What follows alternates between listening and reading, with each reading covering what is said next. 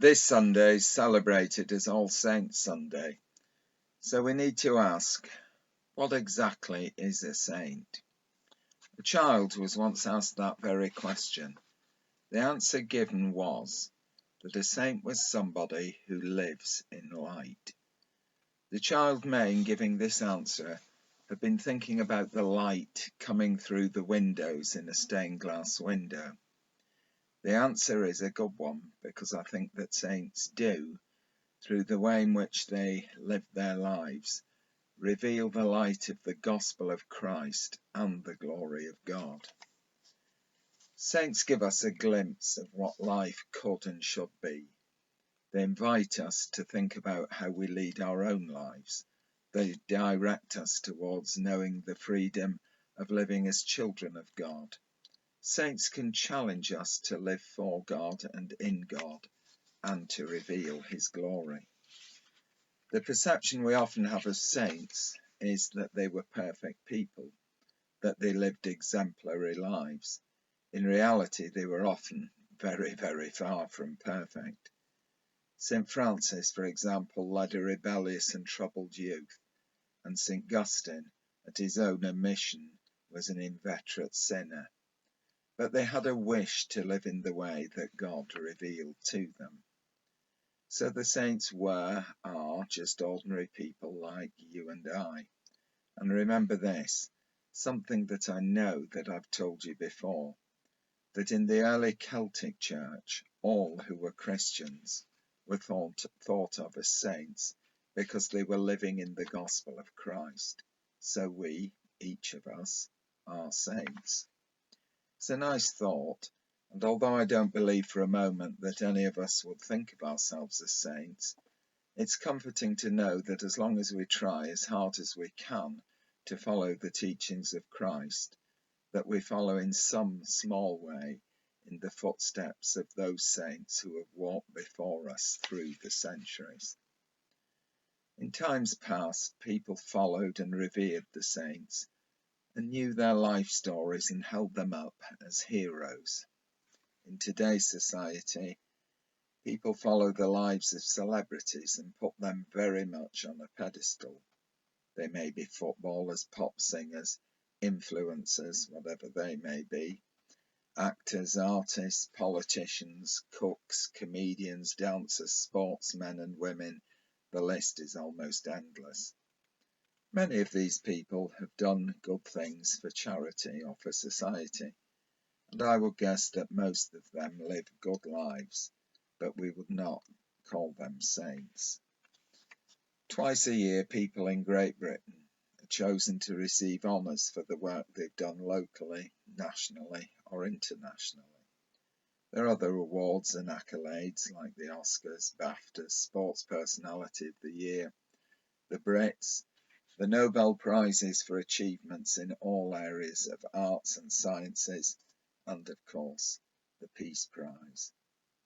Many of the people who are recipients of these awards lead good lives and do and accomplish good and great deeds.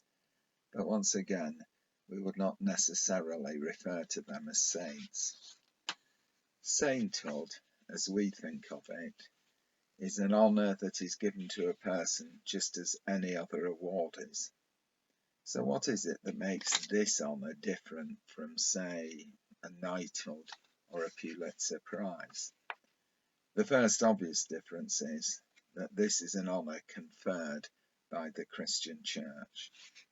The second is that a sainthood is given after the death of the one to whom it is conferred, and I would think that the person being honoured would never in their lifetime have accepted the award. I cannot for a moment imagining St. Francis or Mother Teresa ever thinking that they would become saints. Far from it.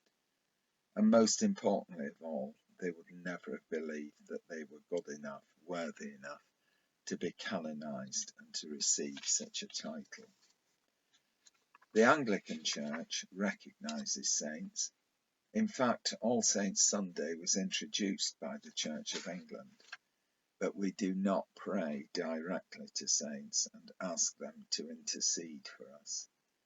Rather, the saints are looked upon as being men and women who reveal the love and glory of God to us, which they do because they share a really close union with the Holy Trinity and have become part of the communion, the gathering of saints.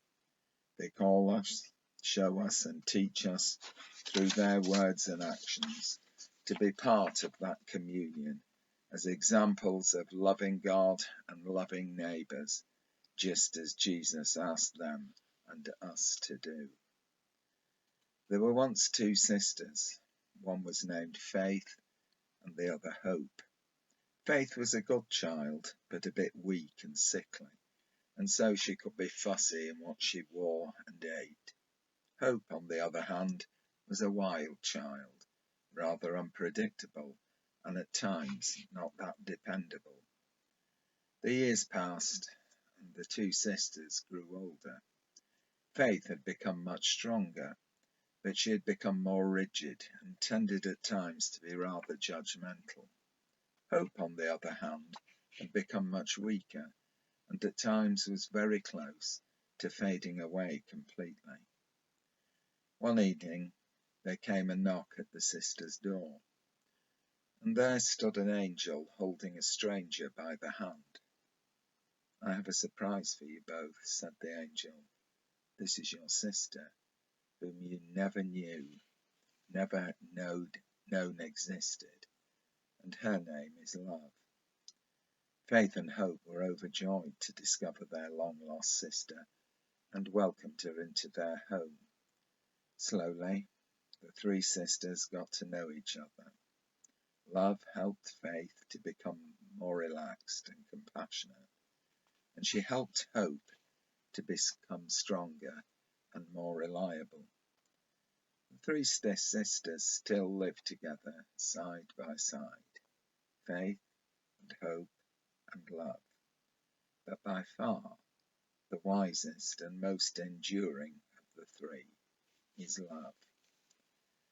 The saints we remember today are not just the well-known and the great, but also those who have no memorials, that live their lives revealing God's glory and showing love to their fellow human beings and to creation. The saints remind us of the ways of God and, above all else, of the love of God, and most importantly, how we can live in the love of God and show and give his love to others. On this Sunday, we give thanks for all God's saints.